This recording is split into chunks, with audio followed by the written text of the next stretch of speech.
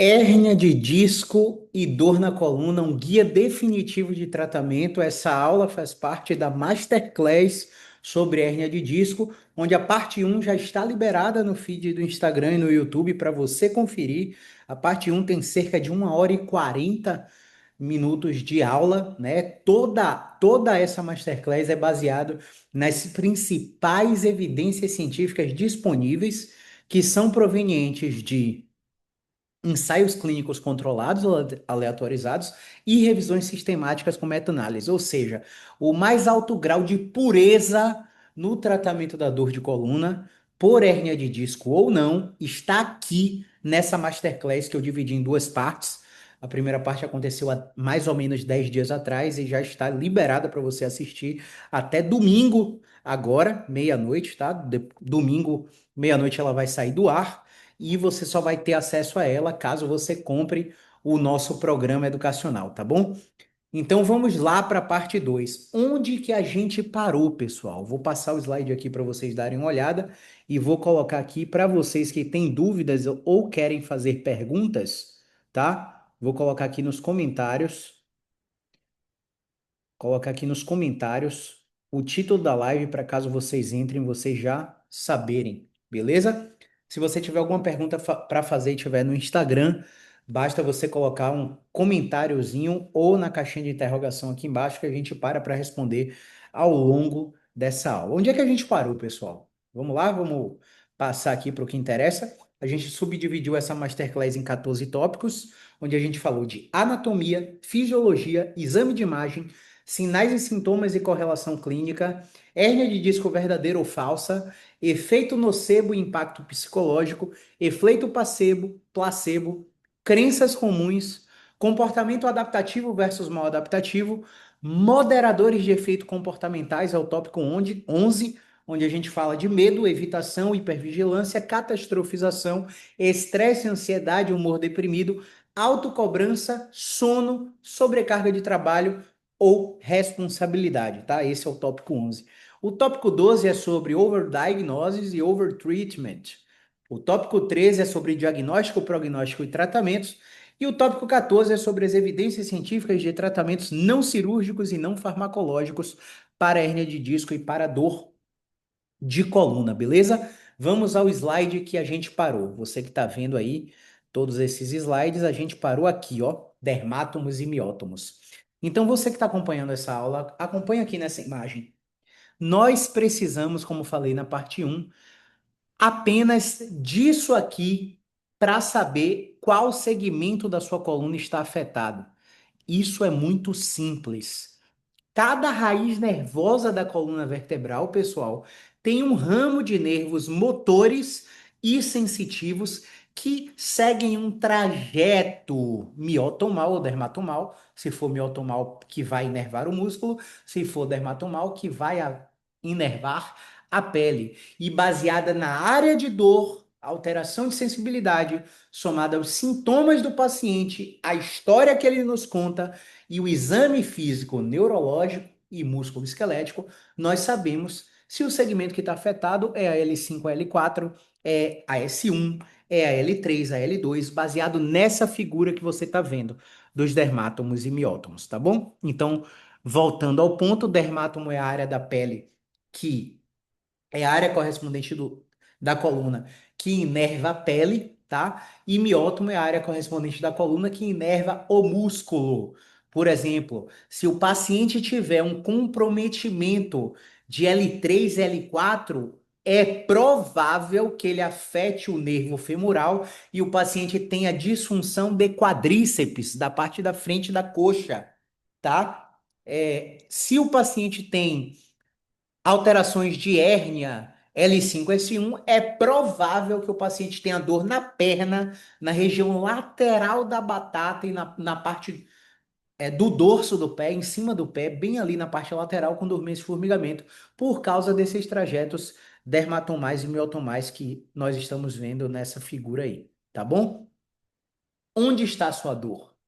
Me fala aí, aonde está a sua dor? Escreve nos comentários. Onde está a sua dor? Sua dor está aqui nessa região.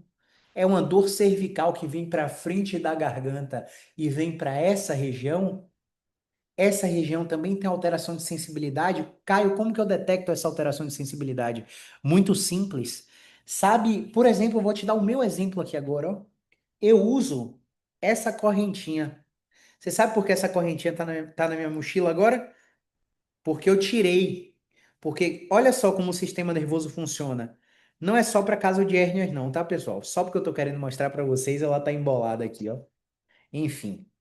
O exemplo é o seguinte: o sistema nervoso, ele tem um processo de sensibilização e outro de habituação. Quando eu saio de manhã para chegar no consultório para atender meus pacientes, o que que acontece? Eu visto essa corrente fica aqui, só que com o passar do tempo, com o contexto de vida, com o estresse psicológico, com a sobrecarga de trabalho, com a sobrecarga de responsabilidade, o que que acontece? O toque da pele começa a sensibilizar em vez de habituar. E essa região fica, ó, muito incomodativa a ponto de eu tirar a correntinha e guardar a correntinha. E por que que eu estou te explicando isso? Porque isso é uma pista que a área de C4, que é essa região aqui que geralmente o paciente pode ter dor e alteração de sensibilidade, tem alteração. Eu não preciso de uma ressonância magnética. Eu não preciso superfaturar seu plano de saúde te pedindo um exame para a clínica me dar comissionamento porque eu prescrevi ressonância para você. A maioria das ressonâncias magnéticas são prescritas desnecessariamente, mas se você assistiu a aula um, você já sabe disso, tá? Me conta aí, onde é sua dor? Sua dor é aqui na região da virilha? É aqui na região da virilha. Você teve dor lombar, se automedicou e resolveu, passou o tempo e resolveu, daqui a pouco choque na virilha, choque no testículo, começou a ter disfunção erétil, começou a não conseguir fazer atividade sexual com sua esposa, com seu marido. A gente já sabe que pela área dermatomal e miotomal você tem uma alteração provável de T12 a L1. Portanto, eu como fisioterapeuta, eu consigo avaliar exatamente esse segmento para identificar alterações de mobilidade, alterações de hipermobilidade ou de rigidez. A palpação. Ah, Caio, mas se o atendimento for por teleconsulta, eu consigo identificar isso por testes de mobilidade baseados em movimento também. Então, como você está vendo nessa figura aí, pessoal, não caia nessa panaceia de excesso de exame. Profissional de verdade não precisa de exame em 95% dos casos. E aí eu vou resumir para você aqui agora quando que você precisa de um exame. Se você tem dor na coluna e essa dor veio com perda de força, ou seja, estou segurando um copo aqui na minha mão e o copo cai da minha mão porque eu não tenho força de preensão. Eu tento ficar na ponta dos meus pés e eu não consigo ficar na ponta dos meus pés. Eu tento ficar nos calcanhares e eu não consigo ficar nos calcanhares. Provavelmente eu perdi força e aí isso suspeita de uma patologia grave e a gente tem que pedir uma ressonância. Mas se você não perdeu esse tipo de força que eu estou. Porque uma coisa é o paciente falar, eu estou com uma fraqueza aqui. Na hora que você vai examinar, que o paciente vai apertar sua mão, apertar a própria mão, pressionar o antebraço, não há discrepância na força, é só uma percepção do paciente. Então, se o exame físico não constata perda de força, você não precisa de exame. Se você não tem anestesia, perda de sensibilidade, uma coisa é você tocar nos seus braços ou nas suas pernas e sentir o toque diferente de um lado para o outro. Tocar nas pernas, abaixo do joelho, principalmente. Você está sentindo um toque diferente de um lado para o outro. É uma coisa. Você pode ter uma redução da sensibilidade. Mas quando a gente fala de perda de sensibilidade, é porque você vai tocar no testículo e não vai sentir. Você não está sentindo o toque da cueca na genital, da calcinha na genital. Você não tem sensibilidade à penetração do seu marido. Você não tem sensibilidade ao ato sexual da sua esposa. A gente chama isso de perda de sensibilidade. Você passa uma ponta de caneta, uma ponta de agulha, você passa uma parte esponjosa da bucha de lavar pratos e você não sente. Isso suspeita de uma patologia grave. tá bom?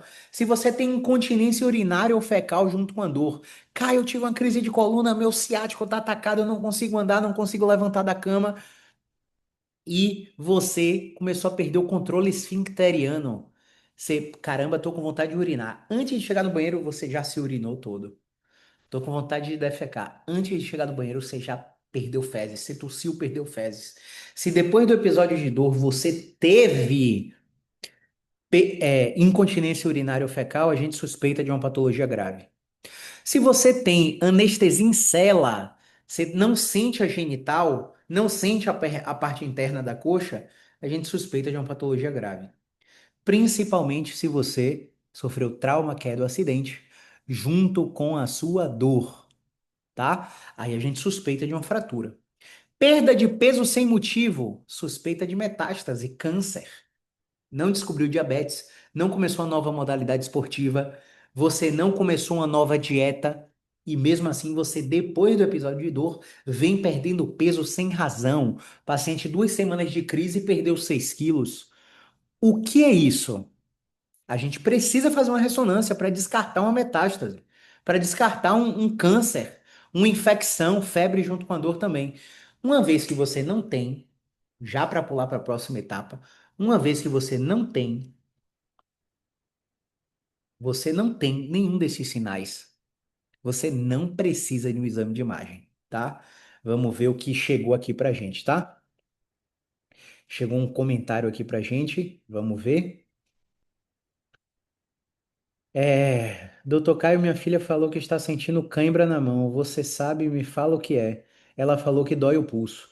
É impossível, minha amiga, a gente falar o que é sem testar sua filha, tá? Ela pode estar com cãibra na mão por hiponatremia, redução de sódio e potássio. Ela pode estar com cãibra na mão por uma compressão nervosa da coluna cervical, um aprisionamento de nervo periférico do síndrome do túnel do carpo, uma epicondilalgia, uma tendinopatia de cotovelo de tenista ou do golfista. Existem inúmeras possibilidades para esse sintoma aí, de dor no pulso e por aí vai. Então, só avaliando para a gente saber, tá? Pela área, a gente sabe qual é o segmento afetado, mas para saber o que é, a gente precisa avaliar sempre o paciente, tá? Essa área aí vem da região de T1 para a região de C5 lá na cervical. Então, bem aqui na charneira cérvico-torácica. Então, é bem provável que ela tenha um problema aqui no pescoço que está transmitindo dor para essa região de pulso de mão, está transmitindo a cãibra via nervo. O nervo sai do pescoço e vai lá na mão, tá bom, minha amiga? Espero ter ajudado aí. Que mais que a gente recebeu aqui? A gente está sem o controle dos comentários também, tá? Se você não teve seu comentário respondido, pode comentar de novo aí, que a gente para responder em vídeo ou nos stories do Instagram. Então vamos seguir, né, pessoal? Testes de movimento e suas implicações clínicas. Se você parar para analisar a capacidade de dobrar o tronco de uma pessoa, você vai ver que na figura 1 aí, ela dobra bastante. Dobra bastante, só que a coluna lombar não dobra tanto, tá vendo? Então acompanha meu mouse aqui. O quadril dobra bem, a torácica dobra bem, mas a lombar permanece bastante retificada. Então, na flexão, no ato de dobrar a coluna do paciente com dor, do paciente com hérnia, existem, como podemos falar, mais distribuições de movimento. Então, o movimento está bem distribuído na torácica, bem distribuído no quadril, mas pouco distribuído na lombar. Agora vamos analisar a figura 2. Na figura 2, o paciente dobra um pouco a lombar, dobra um pouco a torácica, não alcança o solo, mas ele fica ó, com o quadril com pouca flexão. Então tem pouca distribuição de movimento ali. Isso a gente chama de disfunção de controle de movimento. E essas disfunções de controle são tratáveis com a fisioterapia musculoesquelética e elas também influenciam na dor nas costas, influenciam na sua hernia de disco. Agora analisa a figura 3 aí agora, pessoal. A figura 3, o paciente dobra bastante o quadril, praticamente não dobra a lombar nem a torácica e não alcança o chão. Então, além da disfunção de movimento pela restrição de alcance ao solo, essa paciente, no caso aí, também tem disfunção de controle em flexão. Tudo isso precisa ser tratado. Tudo isso tem implicação clínica, porque dobrar, olha como eu tô aqui, eu tô sentado com o tronco projetado à frente, ou seja, eu tô com a coluna dobrada. Se eu não, e isso não é ruim. Mas se eu tenho esse tipo de disfunção que eu estou mostrando aí na figura, o que é que vai acontecer? Provavelmente eu não vou conseguir fazer isso direito, tá? Provavelmente eu não vou tolerar nem meu dia de trabalho. Por que que eu não vou tolerar meu dia de trabalho? Porque ficar nessa posição vai favorecer a disfunção de controle que eu estou te mostrando aqui. E provavelmente eu vou estar irritado por causa da dor atendendo meus pacientes. E por estar irritado por causa da dor, o que é que pode acontecer? Eu posso passar uma percepção de que não estou tratando bem os meus clientes. E isso vai ter uma implicação em toda a minha vida, né? Porque é um paciente que não vai me contratar, é um paciente que vai me achar grosso, é um paciente que vai achar que eu não estava dando atenção a ele, não é verdade? Então, a dor, ela gera irritabilidade também. Faz sentido? Agora, olha essa série de movimento aí. Uma figura, 8 figuras, na verdade, né? De um paciente com um padrão de movimento disfuncional na extensão. Então, se você parar para analisar, ele está sentado, mas a curvatura lombar, a primeira figura, ó, figura 4A. Ele está sentado, mas a primeira, ó pessoal, a primeira posição sentado está com extensão lombar. Então há uma hiperextensão lombar mesmo na posição sentada. Quem se reconhece nessa posição aqui? Essa posição é uma posição de reunião de negócios. Imagina que eu estou com dois investidores aqui que querem levar minha marca para 10 estúdios de Pilates e querem levar a minha metodologia de tratamento para uma franquia de clínicas no Brasil. Durante a reunião de negócios, eu preciso estar com a linguagem corporal alinhada. Então, secretários, dentistas, arquitetos, advogados, pessoas que trabalham sentado muitas vezes pensam que, ó, essa postura é a adequada, é a elegante, é que a linguagem verbal, a linguagem não verbal, vai favorecer o desfecho positivo daquela reunião, daquele trabalho, daquele exercício profissional. E eles encorajam a figura 4A, que é a disfunção de movimento. Então, o que é que acontece por consequência disso? O paciente fica exagerando a ativação muscular nos eretores espinhais, que é essa musculatura aqui que eu estou passando o mouse, ó. E aí, por excesso de ativação muscular, eu começo a gerar bandas tensas, eu começo a gerar pontos gatilhos, eu começo a perpetuar a disfunção de controle, eu começo a perpetuar um quadro de dor lombar central assimétrica, uma dor lombar no meio da coluna, à direita da coluna ou à esquerda da coluna. E se eu mantiver isso aí, muitas vezes eu vou produzir um espalhamento da dor que a gente chama de ampliação dos campos receptivos. Então, é um paciente que começou com a dor lombar, mas a dor já está no glúteo, a dor já está no quadril e vice-versa. E aí, olha que legal a correção da figura 4A, que seria a figura 4B. O paciente simplesmente está sentado e ele desarma a postura. Ao desarmar a postura, ele começa a frequentar a flexão lombar na posição sentada. E por equilibrar a frequência de movimentos entre extensão e flexão, eu desativo as bandas tensas, os pontos gatilhos, o excesso de tensão muscular e, por consequência disso, melhoro o padrão da minha dor. Olha que legal, né? Um movimento ridículo. Eu digo que esse movimento é ridículo, é besta.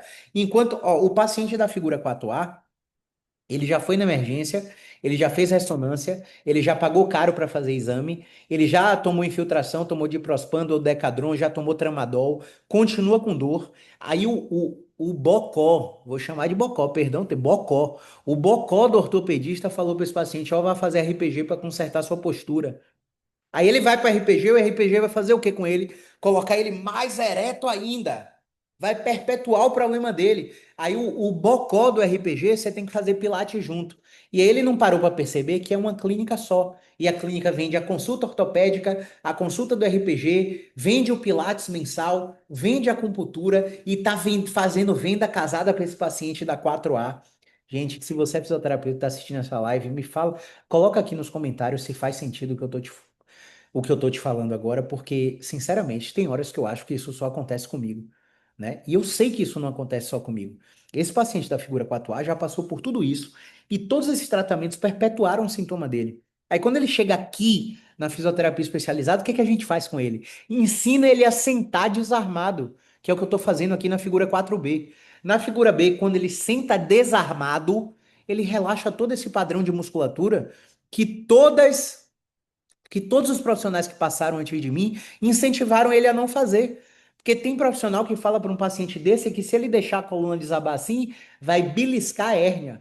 E ainda fazem analogias extremamente nocivas. Quais são as analogias nocivas? Coloca a língua para fora, todo mundo que está me assistindo aí agora.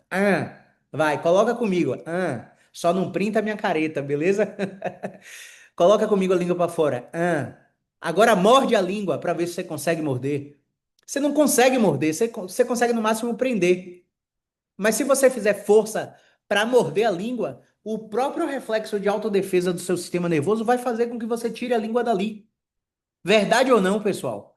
Então, quando o profissional faz uma analogia que a hérnia vai beliscar o nervo e a dor vai piorar ainda mais se ele desabar a postura, como na figura 4B, ele gera o quê? Um padrão repetido de efeito nocebo e de impacto psicológico negativo no paciente da figura 4A.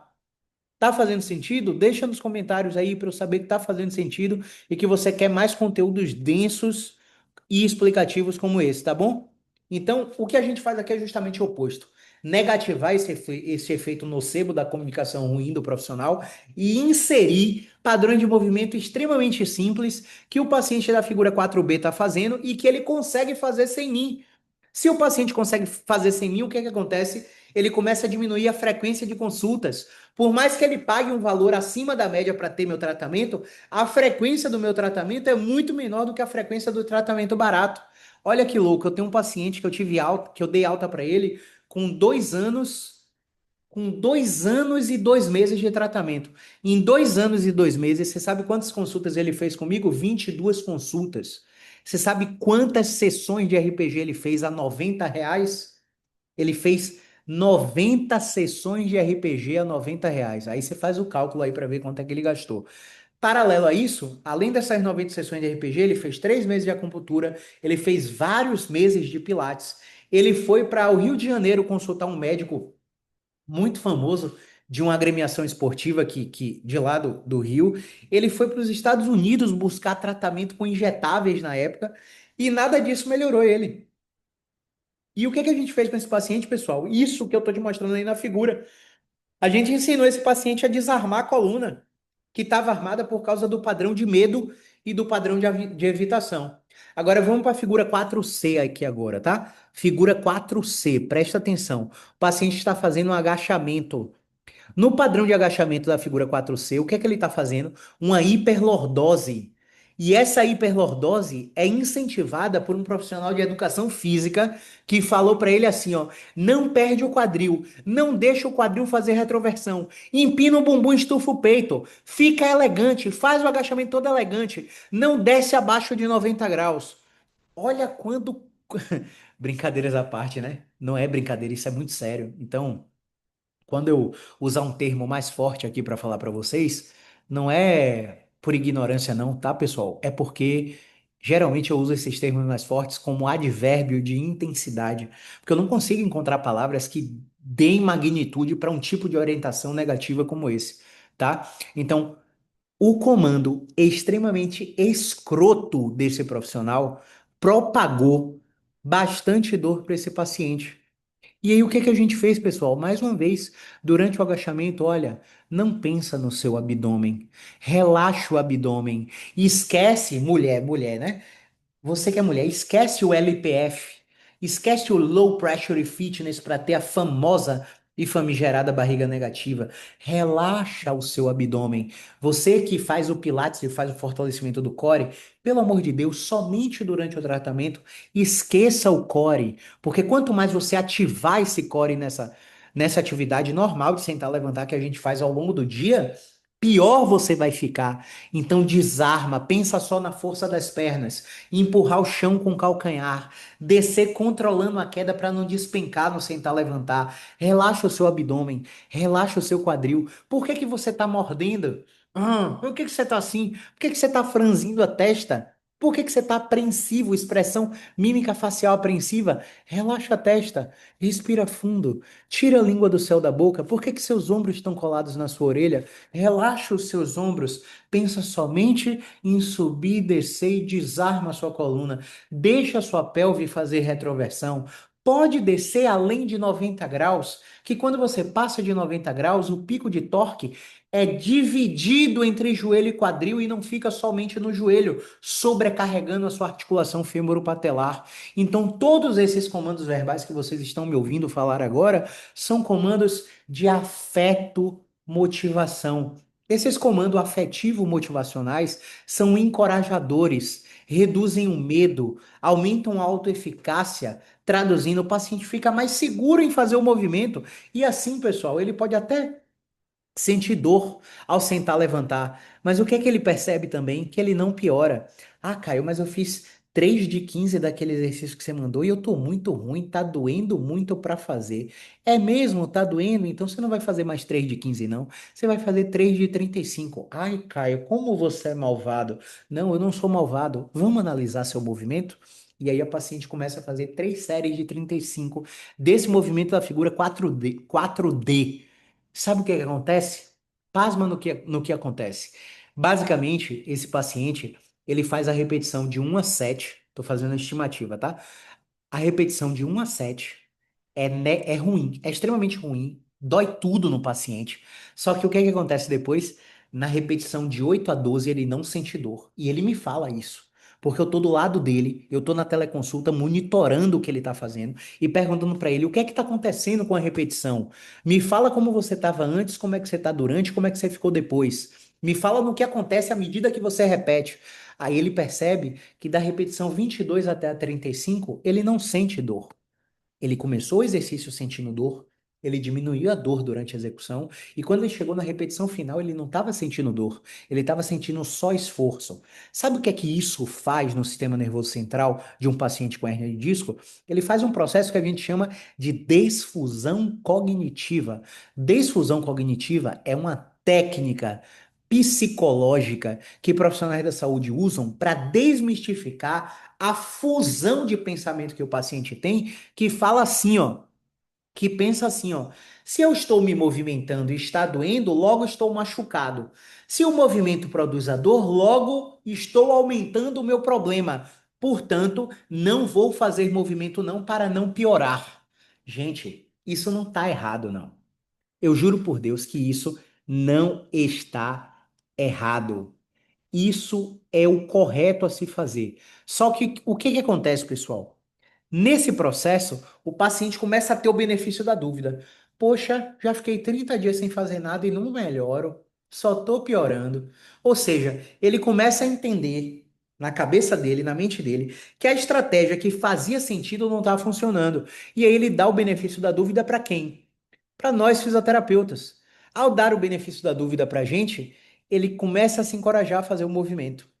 E aí ele começa a perceber que à medida que ele repete, o movimento não piora. Ah, Caio, mas eu quero melhorar. Mas primeiro, para melhorar, você tem que perceber que o movimento não te piora.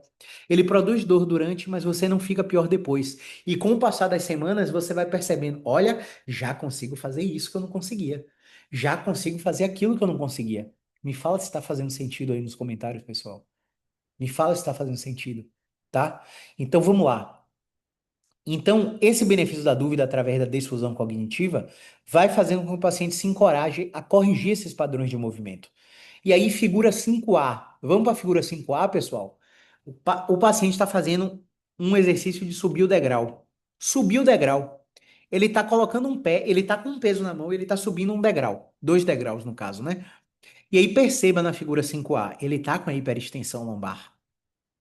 E tudo por causa desse padrão de comunicação dos profissionais de corrigir a biomecânica, de que a biomecânica estaria errada se ele desarmasse a coluna.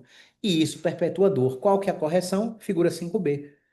Deixa a pelve retroverter, deixa a sua lombar relaxar, pode deixar a pelve emborcar, eu não ligo não. Vamos ver como é que seu corpo reage a isso? Uma vez que você tem feito todo corrigido biomecanicamente e você não está melhorando? Vamos lá tentar dessa maneira? Então, 5C. Olha a figura 5C. O paciente está fazendo um stiff unilateral. um deadlift unilateral, um exercício bastante potente para glúteos, posterior de coxa, para proteger o joelho, bastante importante para lombar, para descarga de peso. Só que ele tá com o quê? Com a lombar reta. Ele tá com a lombar assim, ó, pessoal. Ele tá com a lombar em lordose. E ele tem que deixar a lombar dobrar. Porque o problema dele é que ele não frequenta a flexão. E se ele não frequenta a flexão, o que que vai acontecer? Ele não vai melhorar nunca, pessoal. Não vai melhorar nunca. Então vamos para outros exemplos. Olha os padrões disfuncionais da flexão. Presta atenção, tá? Figura 2A. O paciente está sentado com excesso de flexão torácica. Aí excesso é o contrário do exemplo anterior. O que que a gente faz para corrigir? Figura 2B.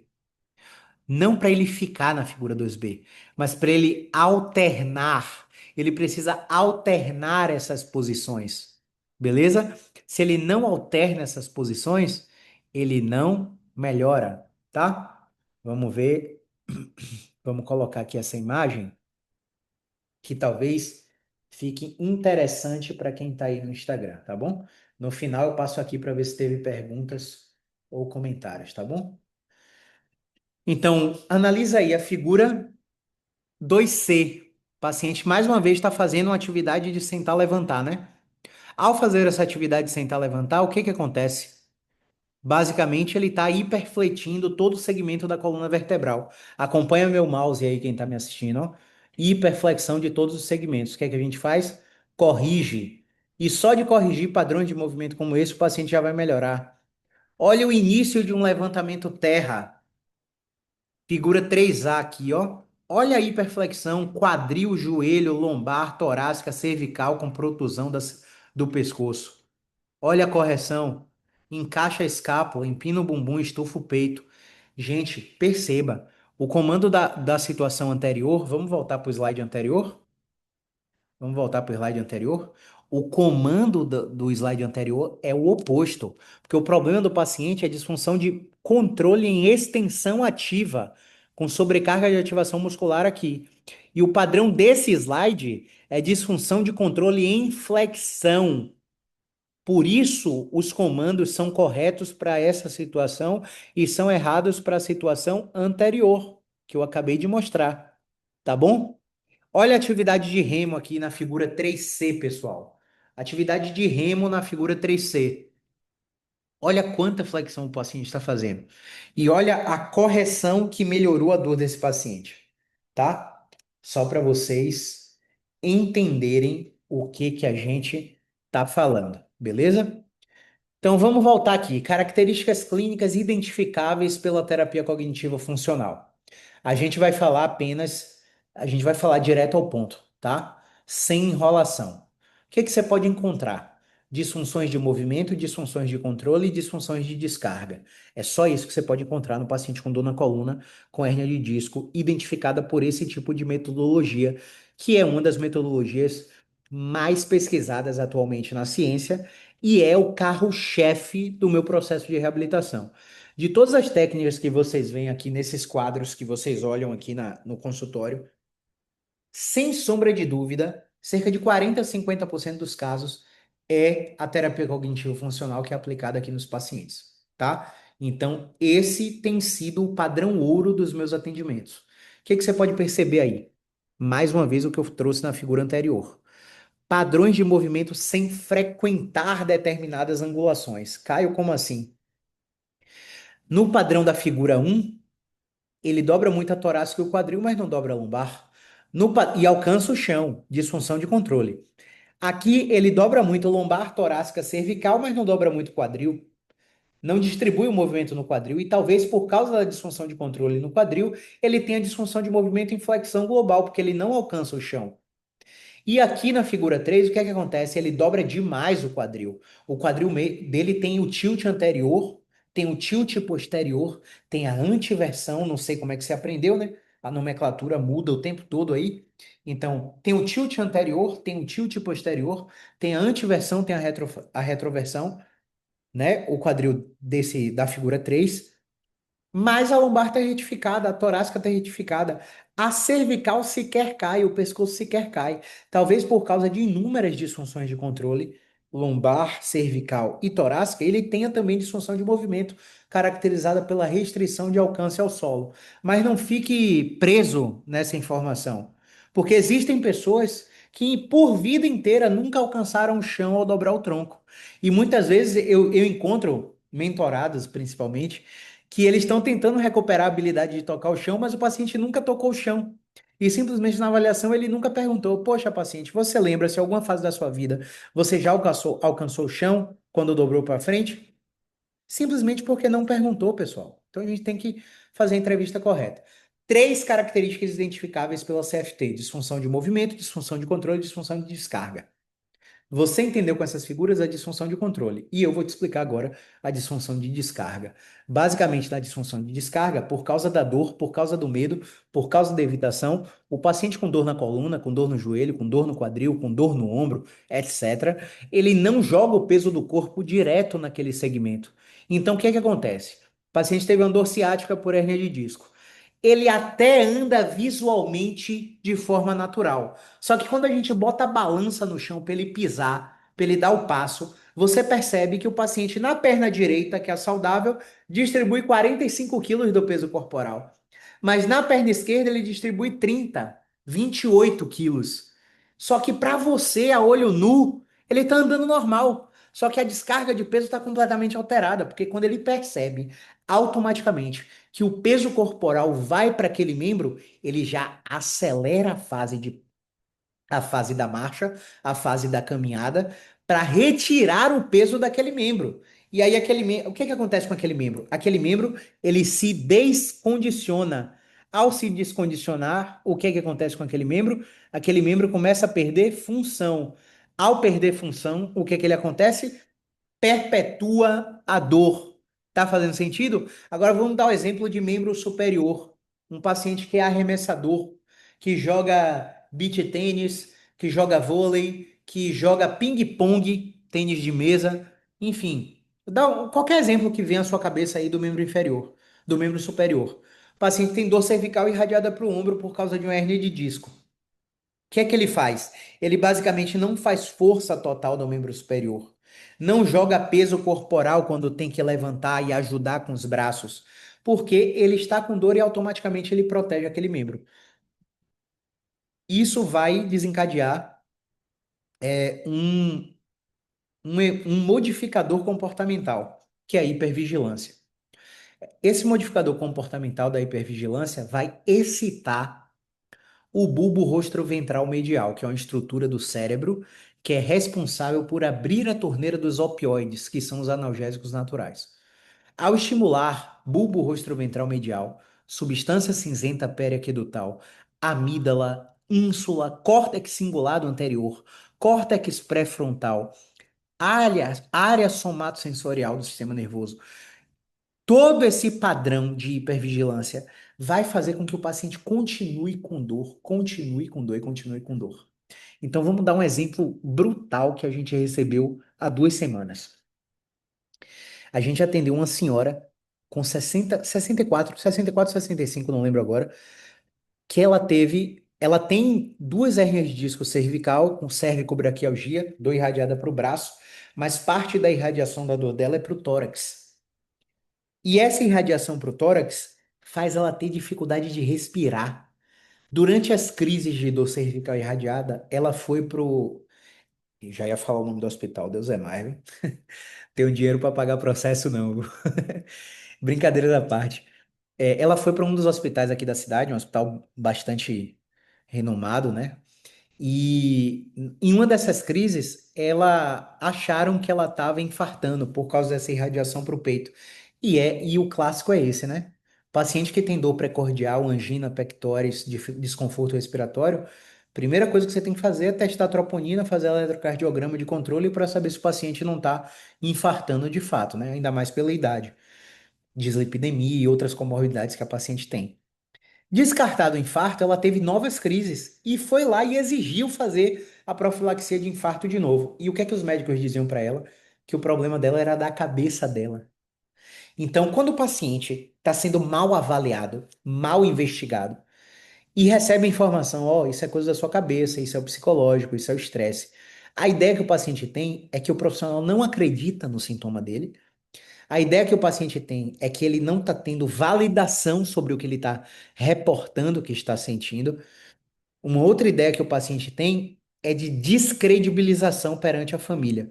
Então, quando o suporte social, por exemplo, o marido dessa paciente e dois filhos dessa paciente acompanharam ela na terceira ida à emergência e ouviram o profissional falar que era coisa da cabeça dela, os familiares concordaram e começaram a invalidar o que ela sentia também. E nesse processo de invalidação, que a gente entende como falta de suporte social familiar, social barra familiar, né? Porque pode ser suporte de amigo, suporte de colega de trabalho e por aí vai.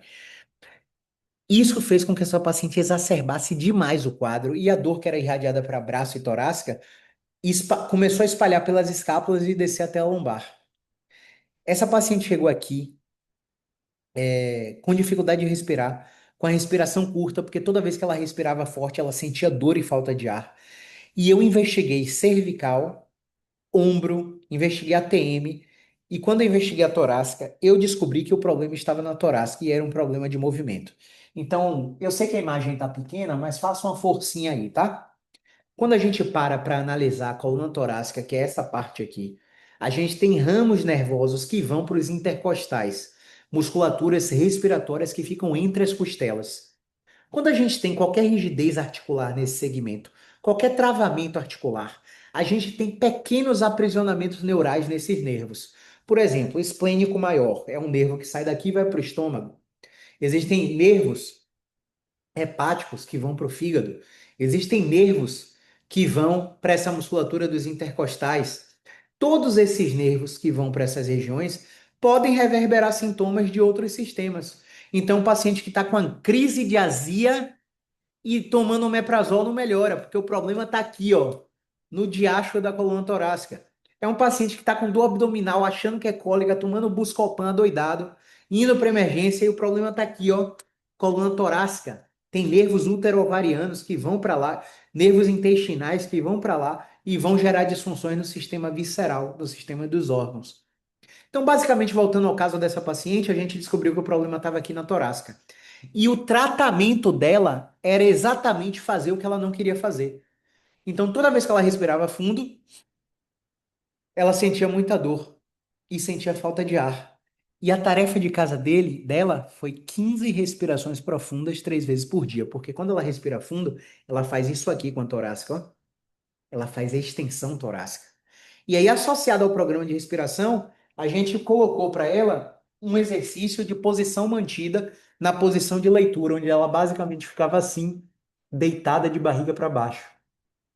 Só de ficar nessa posição, o que é que eu estou estimulando ali? A extensão da coluna torácica também.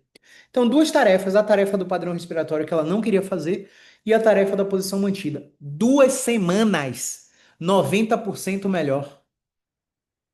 2 semanas, tá? Então, muitas dessas disfunções que eu estou mostrando aqui na figura, muitas dessas disfunções de movimento, tá? Porque é muito difícil para você que é paciente, eu entendo, você que é leigo, você que não é da nossa área, é muito difícil você aceitar que o movimento vai gerar, o movimento vai ter uma resposta anti-inflamatória. É muito difícil você entender que um movimento que produz dor vai gerar cicatrização de uma lesão. Eu entendo que para você é difícil. Só que eu não quero que você acredite em mim, literalmente. Eu quero que você teste o que eu estou falando. Porque se você testar o que eu estou falando e fizer sentido e melhorar você, você vai me dar o benefício da dúvida, entende? Então não é sobre o médico falou uma coisa e Caio falou o contrário. É sobre o que o seu corpo está falando com você. Você está vendo que apesar da dor, você está fazendo e está melhorando com o passar do tempo. É por cima da dor que você tem que ir mesmo, mas não generalize essa orientação, porque existem casos que o movimento com dor realmente agrava o problema. Eu estou falando de um exemplo de uma paciente que eu atendi há 2 semanas atrás, tá? Então, a disfunção de descarga, voltando ao ponto da aula, é uma característica muito comum encontrada em pacientes com hernia de disco e com dor na coluna, em qualquer coluna, tá? Tanto cervical, quanto torácica, quanto lombar. Perguntas? Pode colocar no chat aí perguntas se tiverem, tá? Se tiverem perguntas, podem colocar no chat, no chat. Seguindo, né? Perdas de movimento e dor durante o movimento. Olha só. Se eu estou testando a coluna do paciente, eu preciso testar todos os movimentos que a coluna é capaz de fazer. Vamos pensar no punho como exemplo didático. Vamos pensar no punho. O que é que o punho faz? O punho faz extensão, o punho faz flexão, o punho faz desvio ulnar, o punho faz desvio radial. O que é que o antebraço faz? Ele faz pronação e ele faz supinação. O que é que o cotovelo faz? Ele faz extensão e ele faz flexão. O que que a coluna faz? A coluna dobra para frente, dobra para trás. A coluna inclina para o lado, inclina para o outro, né? A coluna roda para um lado, roda para o outro. A coluna se desloca para o lado, se desloca para o outro. Se eu não testar, se você está indo num profissional de saúde para tratar dor e esse profissional não testou todos esses movimentos da sua coluna, esse profissional ele não tem referência. Ele não sabe o que ele está fazendo. Ele está te tratando no escuro. Tanto presencialmente quanto por teleconsulta, você precisa ser testado. Ah, mas está doendo demais. Existem procedimentos que a gente faz no paciente quando há incapacidade para o exame físico e os testes de movimento. Existem esses procedimentos, mas eu quero deixar claro para você que se você está com a dor numa situação que impede de ser testado, o tratamento nunca vai ser o correto até você ter condições de ser testado. Então, se o profissional não testa todos os movimentos da sua coluna, corra desse profissional. Ele está tratando você baseado em achismo. Ah, onde dói? Dói aqui. Dói quando você faz o quê? Ah, dói quando eu me abaixo. Ah, então vamos fazer isso e aquilo. Não existe. A prescrição de exercício individualizado é baseado nisso, nos testes de movimento. Extensão, flexão, deslocamento lateral, inclinação e rotação. Esses testes são referências para saber se o paciente tem resposta a uma coisa que a gente chama de preferência direcional. Caio, você está falando muito tecnicamente. Calma, respira fundo. Sabe por quê? Sabe por que eu quero que você respire fundo? Porque, basicamente, essa aula não é para profissionais de saúde só. Essa aula é para você que é leigo e está sendo submetido a um tratamento da dor e não está melhorando. Eu vou falar de uma forma que você vai entender agora, tá bom? Então, quais são os testes mecânicos? Testes mecânicos da lombar. Basicamente, eu de pé vou abaixar para alcançar o chão. Eu de pé vou colocar a mão no bumbum e dobrar para trás. Eu de pé vou abraçar o tronco e deslocar o bumbum para o lado, deslocar o bumbum para o outro. Se houver necessidade, eu também vou inclinar o meu tronco para o lado, inclinar o tronco para o outro, tá? Então, estou traduzindo para você o que é que tem que ser feito para te avaliar corretamente. Você com dor na coluna, hernia de disco. E agora presta atenção nos testes mecânicos. Esse aqui é um paciente muito querido, lá do Rio de Janeiro, que ele buscou meu tratamento para voltar a correr, para fazer uma prova, não lembro se é do Exército ou da Polícia, porque ele estava com hernia de disco sem correr há 4 anos, com dor irradiada na perna e na virilha com bastante incapacidade. Inclusive, com o passar da melhora dele, ele perdeu muito peso, acho que perdeu 8 ou 9 quilos, não lembro, porque ele voltou a treinar depois do tratamento. Então, você que está em processo de emagrecimento aí e teve uma lesão e desmotivou da dieta, desmotivou do exercício por causa da dor, a hora é essa de aliar a fisioterapia especializada ao seu protocolo. A fisioterapia vai diminuir sua dor, vai controlar seu sintoma para que você volte à atividade física e você não quebre o seu protocolo dietético para perder peso, tá bom? Foi o que aconteceu com esse paciente aí. Então, olha o exercício um. Olha só, tarefa de ver essa imagem aí. Então, basicamente, o paciente está deitado, fazendo esse movimento de abraçar os joelhos. Esse é um teste mecânico. Esse é um dos milhares de testes mecânicos, tá? Para você que está assistindo aí, não sair correndo fazer isso aí que eu tô te mostrando, porque pode ser que isso aí te piore. Isso aqui foi específico para esse paciente. Pode ser que não seja específico para o seu caso, tá? Então, basicamente, o paciente abraçou o joelho aí, você viu, foi um teste mecânico, e depois desse teste mecânico, todos os testes que eu acabei de exemplificar aqui para você melhoraram nele. Tudo que eu fiz antes de te mostrar esse exercício melhorou nesse paciente depois desse exercício. Olha que louco. Então, às vezes você tem a hérnia, você tem um sintoma da ciática, você tem a hérnia no pescoço, tem um sintoma no braço, na torácica, e depois de ser submetido a um movimento como esse, os seus sintomas cessam ou diminuem consideravelmente. Ou seja, era uma falsa ciática, era uma falsa cervicobraquialgia. Vamos para o segundo teste. Tarefa. Olha só, basicamente, o paciente está deitado de barriga para baixo, palma da mão na linha do ombro, está subindo o tronco, esticando o braço e deixando o quadril na cama. Perceba, a gente precisa de quê para te atender virtualmente? A gente só precisa que você tenha um lugar para eu te ver em pé por teleconsulta, um lugar para você deitar, que pode ser chão, sofá, cama, e um lugar para você fazer os exercícios, uma área de uma sala, uma área de um quarto, para você fazer os exercícios que eu orientar. Muita gente ainda tem muito preconceito com teleconsulta e perde a oportunidade de melhorar absurdamente. Então, esse exercício aqui já foi numa fase mais tardia, onde a gente colocou para o paciente fazer, e esse paciente simplesmente teve uma resposta positiva com esses movimentos também.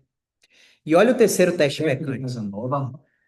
Terceiro teste mecânico. O paciente está deitado na ponta da cama, de barriga para cima, dois joelhos dobrados, os dois pés juntos, e eu rodei o joelho dele para o lado direito. Ao rodar o joelho dele para o lado direito, eu gero um estresse mecânico aqui, ó, nessa região da coluna, que vai fazer com que essa raiz nervosa respire melhor. O respire melhor é só didático, tá, pessoal? Não é a respiração que melhora, tá? É o que a gente chama de fluxo axoplasmático. Então, esse fluxo axoplasmático é que é o potencial de condutibilidade neural melhora e a resposta do paciente à dor começa a melhorar também. Então, eu te dei três exemplos de testes mecânicos que podem subjugar seu diagnóstico. Então, vamos dar um exemplo ainda mais claro? Vamos supor que um paciente chegou para você com diagnóstico de hérnia de disco lombar ou cervical, somado a fibromialgia e lúpus eritematoso sistêmico. É um paciente ortopédico e é um paciente reumatológico, tá? E aí ele ficou condenado por 10 anos a esses diagnósticos. E quando chegou para a avaliação musculoesquelética na fisioterapia especializada, o que que a gente entendeu? A gente entendeu isso aí, ó. Aplicamos os testes mecânicos e a fibromialgia veio a zero. E a hernia de disco veio a zero. E o paciente só ficou com sintoma reumatológico. Olha que louco. Não era a hérnia causadora do sintoma, não era a fibromialgia o causadora do sintoma, era mais um dos milhares de pacientes que a gente atende aqui que foram mal testados, que colocaram medo associado ao diagnóstico, medo do movimento, condenação para atividade de impacto e por aí vai. Entende? O movimento pode mudar o seu diagnóstico, ou pode revelar que o seu diagnóstico é verdadeiro. Ainda que o seu diagnóstico seja verdadeiro, e não tem essa resposta abrupta do exemplo que eu estou te dando, o seu tratamento precisa contemplar movimento. Pensa comigo no seguinte: você tem hipertensão descontrolada e toma três antihipertensivos com seu cardiologista. Quando você percebe que esses três remédios já não estão segurando sua pressão, o que é que o cardiologista faz? Ele aumenta a dose. E aí você, quando percebe que aumentou a dose, já está na dose máxima daquela substância e a pressão não está sendo controlada, o que que acontece com você, além das lesões vasculares e endoteliais típicas da hipertensão arterial? O que que acontece com você? Você começa a ficar ansioso porque medo da morte. É muito difícil você chegar na conclusão que você está com medo de morrer.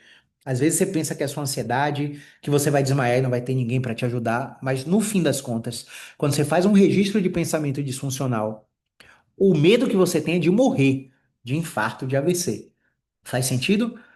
Uma vez que você começa a colocar atividade física controlada e dosada, o que que acontece? Você começa a responder aquela dose da medicação. Aí passou um ano, passou 2 anos, você já está com dois remédios ao invés de três. Passou 3 anos de mudança de comportamento e estilo de vida, você já está sem remédio e está controlando a pressão só com exercício. Entende? Então, você que é paciente de dor crônica, que é paciente reumatológico, que é paciente ortopédico ou neurológico e tem dor, muitas vezes a medicação vai chegar na dose máxima e você não vai responder. Então, mesmo que você seja um caso que não responda rápido, como esse exemplo que eu estou te dando aqui, eu quero deixar claro que não existe a possibilidade de movimento não estar no seu programa de tratamento. Ah, você está fazendo bloqueio? Você fez uma cirurgia? Você está tomando medicação antidepressiva, ansiolítica, opioide, tramadol, etc. Injeção de corticoide? Beleza. Saiba que isso é uma pequena parte do seu tratamento. A maior parte está dividida entre exercício físico, ou seja, movimento, e mudança de comportamento e estilo de vida.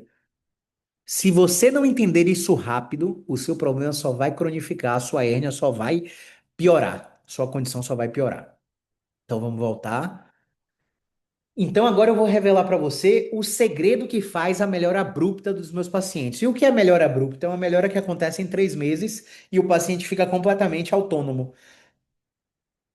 Ah, eu achei que melhora abrupta era. Eu achei que melhora abrupta ela era melhora com uma consulta. Não. Para o seu desprazer, não.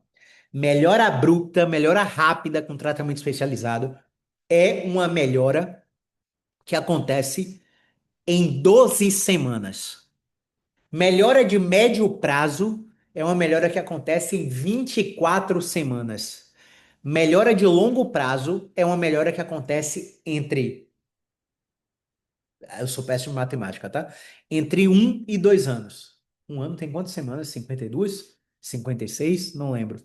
Enfim, melhora de curto prazo é uma melhora em 12 semanas, de médio prazo é de 24 semanas e de longo prazo é de 52 a quase 100 semanas, né? De doze meses a 24 meses. E o segredo por trás da melhora abrupta é esse aqui.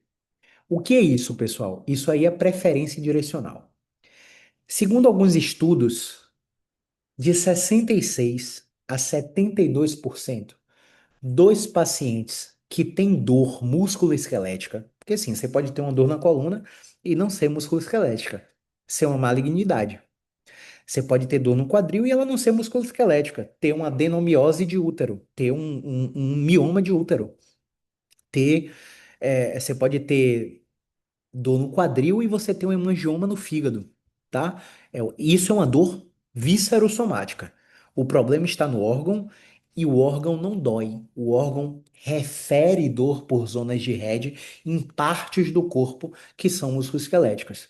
Então, eu estou falando dos pacientes que têm dor musculoesquelética, tá? Cerca de 66 a 72% dos pacientes com dores musculoesqueléticas, eles têm essa característica clínica. E o que é essa característica clínica? É a característica clínica de preferência direcional. O que é preferência direcional, pessoal? Preferência direcional é um fenômeno induzido clinicamente por um fisioterapeuta através de uma estratégia de carga, leia-se movimento, capaz de reduzir, abolir ou centralizar os sintomas dos pacientes. Então imagina que você tem dor lombar, glúteo, coxa e perna. E aí eu encontrei um movimento que tirou a dor na perna e aumentou a dor na coxa. Ai, Caio, minha dor na coxa tá pior, mas não tem mais dor na perna. Entendeu? Aí eu encontrei outro movimento que tirou a dor na coxa e aumentou a dor no glúteo. Ai, cara, minha dor no glúteo tá pior, mas não tem mais dor na coxa. Entende? Aí eu encontrei outro movimento que tirou a dor no glúteo, mas produziu uma dor na lombar que você não tinha antes do tratamento. Caio, eu nunca tive dor lombar, minha dor lombar, tô com muita dor lombar, mas não tem mais dor na perna, na coxa nem no glúteo. Agora a sua dor é na lombar. E eu te digo o seguinte: a sua dor começou na lombar e começou a se propagar para a perna.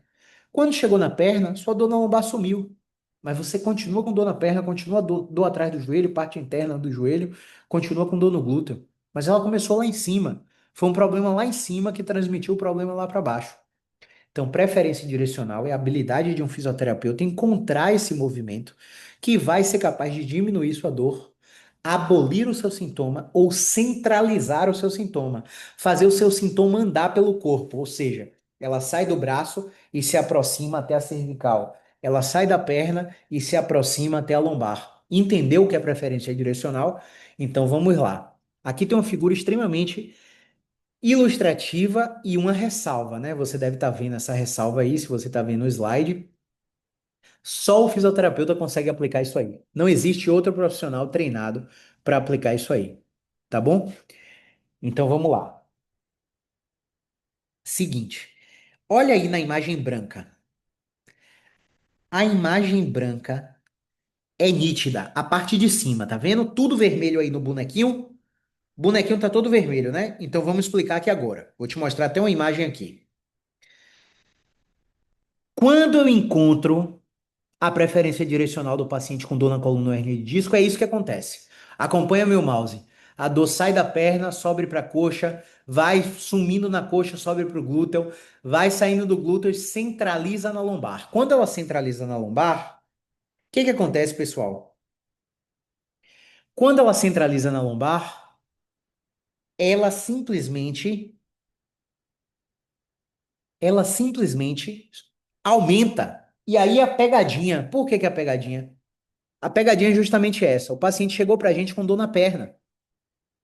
E agora ele não tem mais dor na perna, mas ele tem uma dor na pior, uma dor na lombar que ele nunca experimentou na vida. Então ele acha que tá pior. Só que isso é o caminho de recuperação. Depois de cerca de 2 a 3 semanas com a dor bem forte na lombar, esse paciente começa a melhorar e a dor realmente some. E aí, nos casos de cervical, o que é que acontece? Cervical é a mesma coisa, ela começa no braço, fica no punho, parece que é síndrome do túnel do carpo. A síndrome do túnel do carpo simplesmente faz o paciente fazer uma, duas, três cirurgias para retirar o retináculo, porque o ortopedista de mão faz isso. Ah, você está com síndrome do túnel do carpo, STC, dor neuropática, vamos fazer bloqueio, usar antidepressivo, vamos fazer essa cirurgia, você vai resolver seu problema. Mas na verdade, o problema estava onde? O problema estava aqui no pescoço e ele foi mal investigado. Não testaram a tensão neural adversa do membro superior, não fizeram inibições musculares em zonas que a gente chama de zonas de aprisionamento neural. No inglês você não vai encontrar isso para pesquisar, né? O que que você vai encontrar na PubMed para pesquisar é entrapment neural. Entrapment, ele não tem uma tradução literal para o português, tá? Ele tem uma tradução para, vamos dizer assim, encarceramento. É o mais similar possível com o termo em inglês chamado entrapment, tá? Então, basicamente, é isso que acontece. Então, o movimento pode ser um grande aliado justamente por causa desse fenômeno que eu estou te mostrando na figura aí, centralização da dor, tá bom? Vamos passar o slide aí. Então, sinais e sintomas e correlação clínica. Lembra daquela imagem dos dermátomos e miótomos que eu estou mostrando aí? De novo?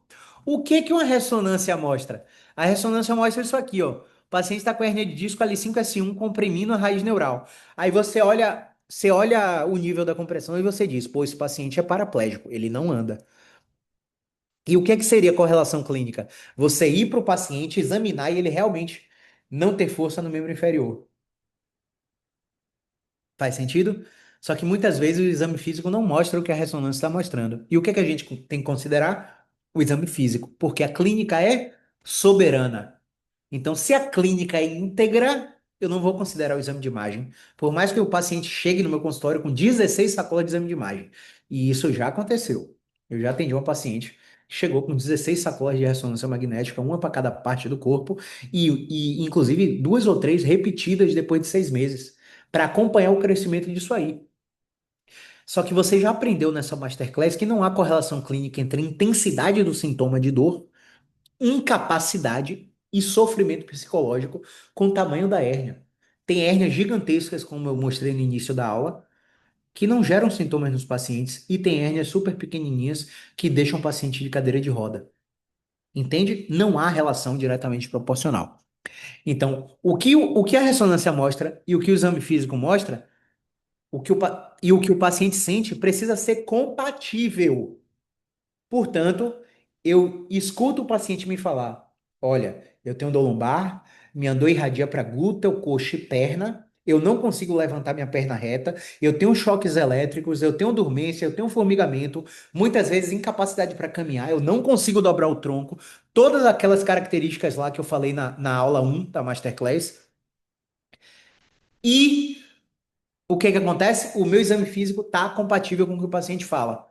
O paciente tem tensão neural adversa e tem todo o exame físico compatível com hérnia. E aí, ele não responde à estratégia de movimento que a gente usa durante 12 semanas. Ao não responder a estratégia que a gente usa durante 12 semanas, aí sim a gente prescreve a ressonância para ver o tamanho da hérnia, o nível do segmento, para indicar cirurgia ou para indicar bloqueio antes da cirurgia. Fez sentido? O que é a realidade hoje? A realidade hoje é que você simplesmente chega num pronto atendimento, já vai direto para a ressonância. Sem mal o ortopedista te escuta, o fisioterapeuta te escuta, mal você é examinado, já vão direto para a ressonância, porque ressonância é caro, porque o plano de saúde paga. Então eles aproveitam para superfaturar, mesmo que ela seja desnecessária, tá? Então é isso que eu queria te explicar sobre sintomas, sinais e sintomas e correlação clínica. Onde você espera? Pensa bem nessa imagem aí, tá, pessoal? Pensa bem nessa imagem. Essa imagem dos dermátomos e dos miótomos, eu quero que você faça uma reflexão agora. Onde você espera ter dor se sua hérnia for na L4? Pensa um pouquinho, pausa o vídeo se você estiver assistindo no YouTube, pausa o vídeo se você estiver assistindo no Instagram e pensa um pouquinho nessa figura aí. Se o seu sintoma for na L4, onde você espera ter dor? Se sua hérnia for na L4. Olha o que a imagem mostra. A imagem mostra isso aqui, ó. Se você tiver dor na L4, basicamente é aqui que você vai ter dor, ó. Você vai ter dor na parte frontal da coxa, que vai se disfarçar de uma tendinopatia patelar. E aí eu quero te falar uma coisa crucial, velho, que muito profissional negligencia. Ó que louco. O paciente joga bola e aí ele faz 45 sprints num treino. E hoje é bem sabido que a quantidade de tiros, de sprints que um corredor, que um maratonista, que um jogador de futebol faz, está diretamente ligado à quebra da capacidade por demanda dele. E aí ele faz uma ressonância magnética da área que dói, ou seja, o joelho, mas o ortopedista lá, ele é competente. Então, ó, essa dor no joelho pode vir da coluna, então eu quero uma ressonância da coluna também. E aí ele está numa grande agremiação esportiva, ele faz a ressonância da coluna e faz a ressonância do joelho. E aí ele encontra a hérnia L4. E o paciente, o jogador, no caso, o corredor, ele não diz para você que tem dor lombar, porque de fato ele não tem dor lombar. E é isso que acontece na clínica. O paciente chega com dor no joelho, sem história de dor lombar. Então ele acha que a coluna dele está super saudável. Então, quando você testa todos os movimentos da coluna lombar, você encontra rigidez em múltiplas direções. E o ortopedista não vê isso, gente. Quem vê isso é o fisioterapeuta. Ao encontrar rigidez em múltiplas direções, o fisioterapeuta faz um teste de movimento que nem aqueles que eu acabei de explicar. E aí o que que acontece? Muda o sintoma no joelho dele. Só que você sabe que o sintoma dele é de quebra de capacidade de demanda, então ele pode ter uma tendinopatia. Por ele ter uma tendinopatia, você sabe quem que vai trabalhar nesse paciente? Você consegue imaginar quem vai trabalhar nesse paciente? Quem trabalha nesse paciente é o nutricionista. Sabe por quê? A depender da nutrição, a depender do quanto de açúcar ele ingere, seja ele colocado nos alimentos ou adicionado de forma industrializada, ele vai fazer um processo de glicação não enzimática. E o processo de glicação não enzimática aumenta a fragilidade de tendão, músculo, cartilagem, ligamento, tecido neural e tecido não neural. Olha como o açúcar é ruim para você. Olha como o açúcar é ruim para você que tem dor. Para qualquer pessoa, para várias coisas, né? Mas para você que tem dor, ele é pior ainda. O processo de glicação não enzimática aumenta a fragilidade dos tecidos neurais e não neurais. Ou seja, o suporte à sua corrida, o suporte ao seu futebol cai, o suporte da sua coluna cai, porque você está comendo desenfreadamente, muito carboidrato de noite, muito açúcar refinado, muito açúcar adicionado, muito industrializado. Então trabalha nele o fisioterapeuta, trabalha nele o ortopedista, mas trabalha nele a nutrição para reduzir brutalmente o nível de açúcar sanguíneo, para reduzir brutalmente o nível de insulina, para diminuir a glicação não enzimática. Ah, cara, então eu vou só no nutricionista. Não adianta ir só no nutricionista. Porque você vai no nutricionista, melhora o nível de glicação não enzimática, mas não fortalece as estruturas musculoesqueléticas dentro da função que você precisa para retornar à atividade. Tá fazendo sentido? Então a gente precisa pensar. Vamos dar outro exemplo aqui. Se sua hérnia foi L5-S1, onde é que vai ser a dor? Olha aqui, ó. Dor glútea, quadrante medial superior e quadrante lateral inferior do glúteo. Acompanha meu mouse. Desce pela parte posterolateral da coxa e vem aqui, ó, para a parte da frente da canela. Caio, e aí o que é que isso tem a ver? Vou te dizer aqui agora. Corredor com canelite. Ele sente dor aonde, pessoal? Ele sente dor exatamente aqui. E aí ele faz o exame para ver se tem degradação óssea e não encontra nada. E continua com dor na canela quando corre.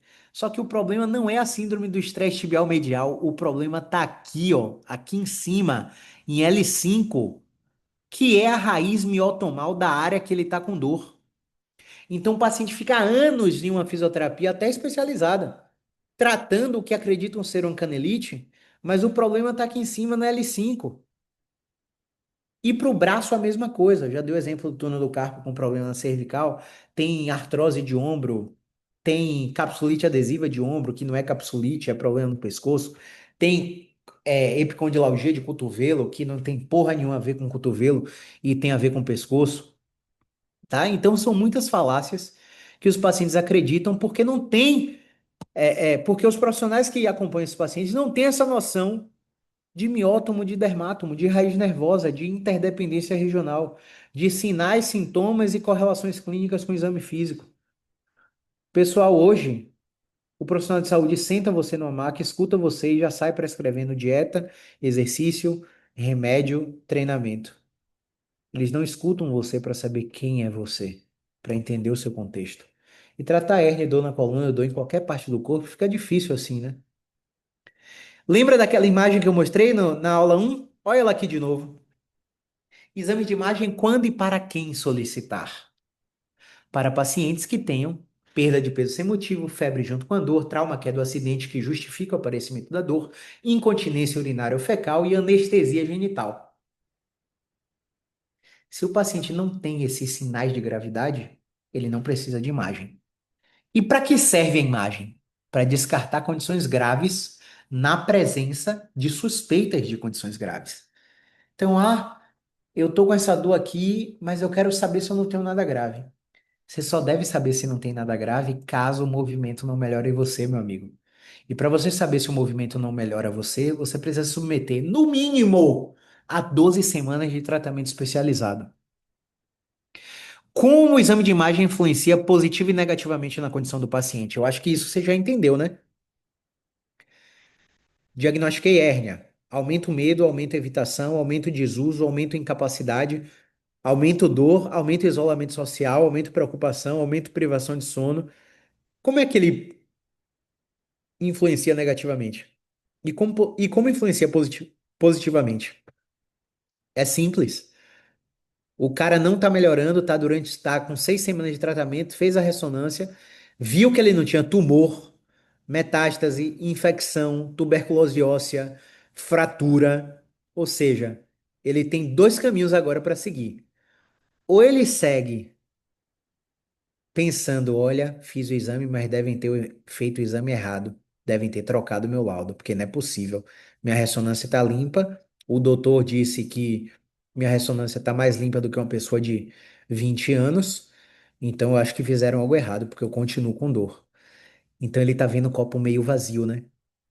Mas se ele escolhe olhar por outro prisma e pensar no copo meio cheio, o que que vai acontecer? O que que vai acontecer? Nossa, graças a Deus, eu não tenho nada grave. É só esperar o tempo que o profissional da fisioterapia me disse mesmo e seguir o tratamento certinho, que com certeza eu vou melhorar. Aí ele tá vendo o copo meio cheio. E quando ele vê o copo meio cheio, ele abre o quê? Leque de oportunidade de flexibilidade cognitiva, que eu já falei nessa masterclass. Abrindo esse leque de possibilidade, ele começa a ter empatia consigo mesmo. E a falta de autocompaixão do paciente com dor é uma das principais barreiras de recuperação no resultado desse tratamento.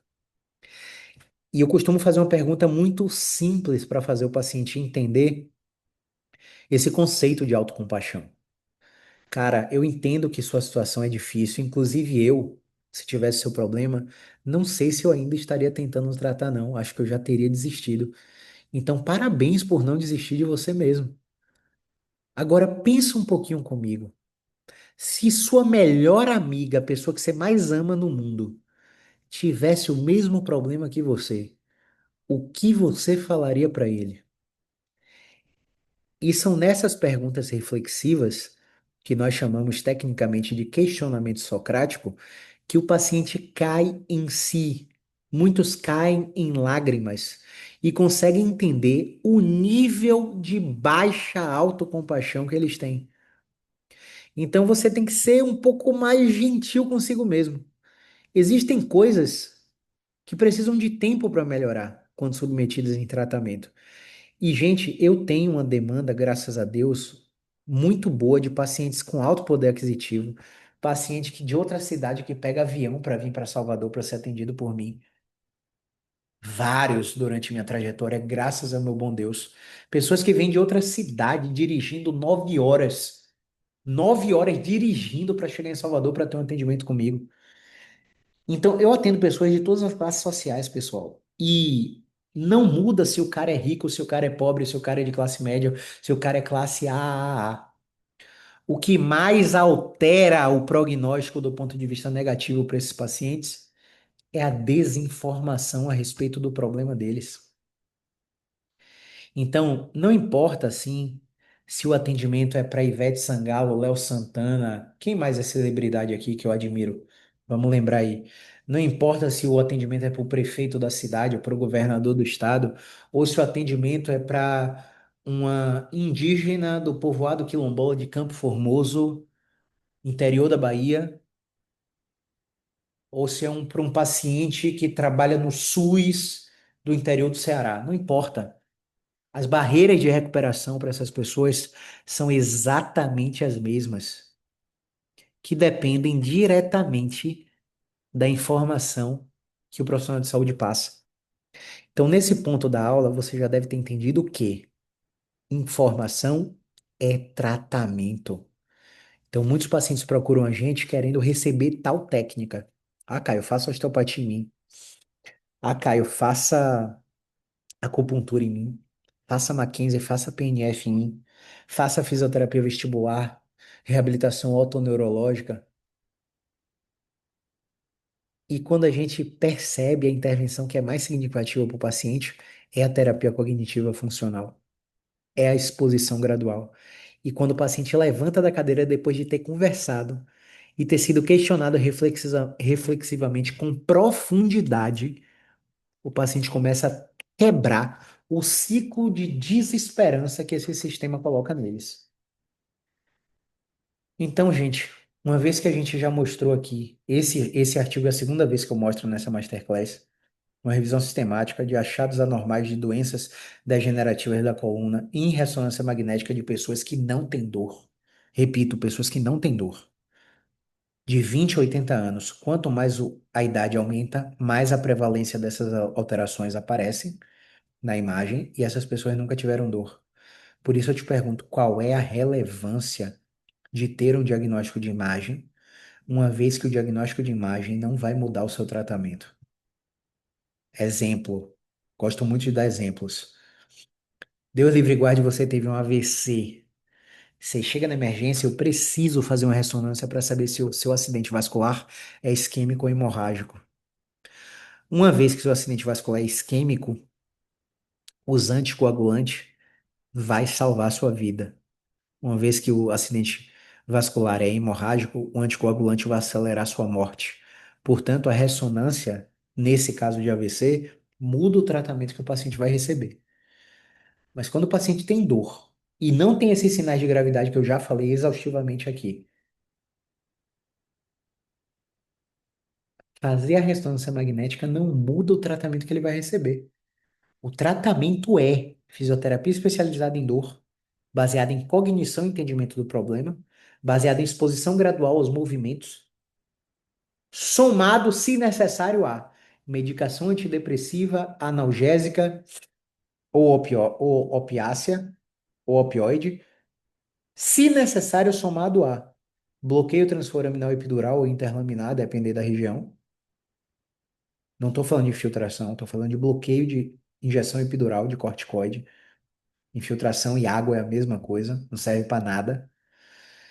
E, se necessário, cirurgia, caso não responda essas duas linhas anteriores. E algumas vezes, psicologia TCC. Beleza?